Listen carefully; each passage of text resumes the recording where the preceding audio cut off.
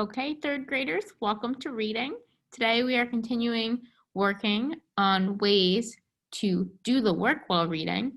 We are thinking about how to put in the work to become stronger readers and what we should be focusing on when we are reading. We know that we're not just flipping through books, browsing all willy-nilly. We are focusing and really making the most out of our reading. I will share my screen as always so you can follow along with our lesson. We're building a reading life. Let's recap. Like I said, you've been doing great work. You've been learning that great readers and expert readers take cues from the text that will tell them what to do. So for example, we talked about mind movies. A cue from the text to make a mind movie would be the description or when people are talking. Any scene that makes your mind want to imagine what's happening is a mind movie. Yesterday, we talked about how creating a mind movie is one of these things, and I want to give you another example today. Today, I want to teach you that when readers understand a story well, they often think, what will happen next? They're wondering. If they're on the edge of their seats reading their book, wondering what will happen next, they're curious. They like their book because they chose a just right book.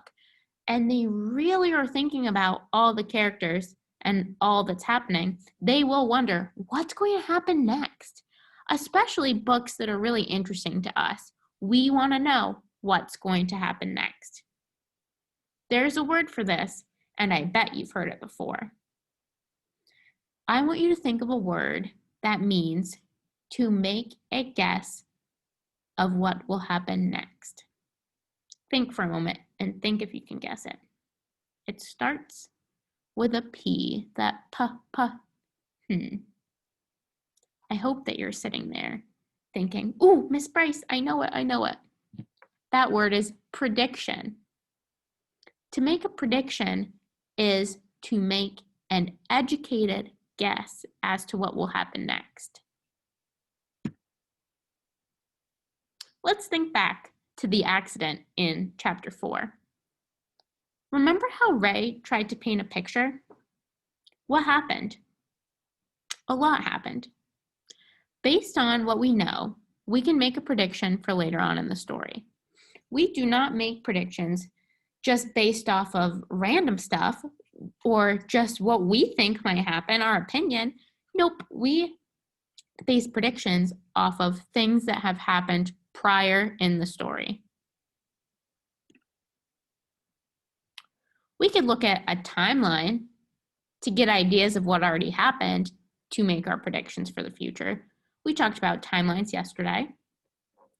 Or we could make a new tool called a list. And you can either make a list in your head, but it's better to make one written down so you can keep track and log. Here's an example of my list. So Ray is excited about the art contest in chapter 4. He gets down on himself because his art looks like a potato. He's sad because his mom is so good at art.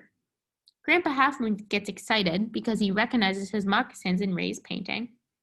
And Ray wins third place, but feels like he has won first. I would take the things on my timeline or in my list, and I would make a prediction based off those things. So let's stop for a moment and make a prediction for later on in the story. What do you think is going to happen later on in the story, based off of the things that we just discussed? I want you to think for a minute. We're going to pause this and slow it down. I want you to think for a minute. What is your prediction? I'm going to share my prediction. I predict that now that Ray has the confidence, he is going to fall in love with art. It's a prediction based off of things that have happened prior in the story. It's been a rocky road with art, but now he feels like he's won first place. That detail to me, he won third, but he feels like he's won first place.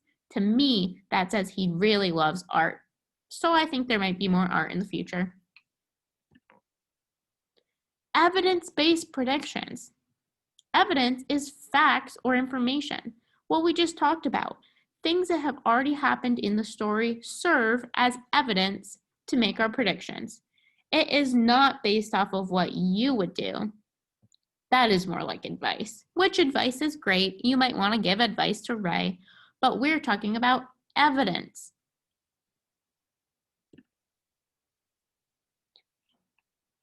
Again, readers understand a story by giving themselves a comprehension check and thinking, what mind work is this text signaling me to do next? I want to show you that I'm adding to my anchor chart. Readers understand a story by predicting what will happen next based on, and then we have the three things.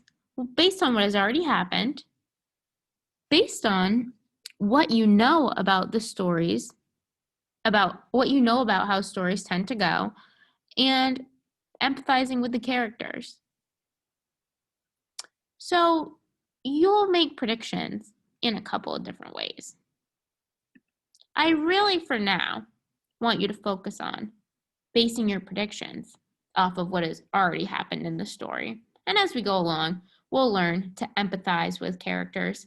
That means understand how characters feel.